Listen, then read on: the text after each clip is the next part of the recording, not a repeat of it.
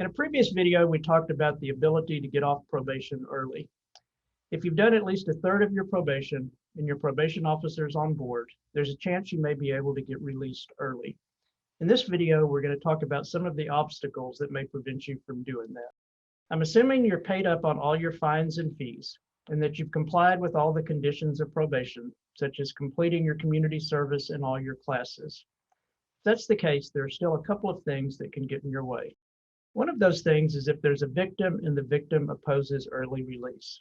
Generally, they're going to be notified, or the judge may ask the probation officer to do so.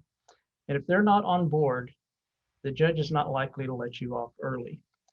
And this is one of those cases where even if the probation officer supports it, the judge may not be willing to go along with that recommendation. Another potential problem is the type of case you're on probation for. Generally, most judges are reluctant to grant early release on sex offenses and felony DWI cases, and even misdemeanor DWI cases. And this is another situation where you might not get off early, even if the probation officer is recommending it.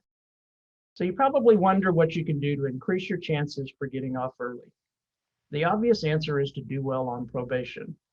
But in addition to that, you can complete all the things that you're required to do early. That would include things like paying off your fines, getting your classes done, and completing your community service. You're going to be given time to do that, but there's nothing to prevent you from getting that done early.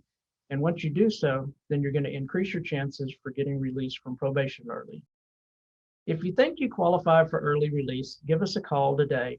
We have a process developed that allows us to do this quickly, efficiently, and at a minimal cost to you.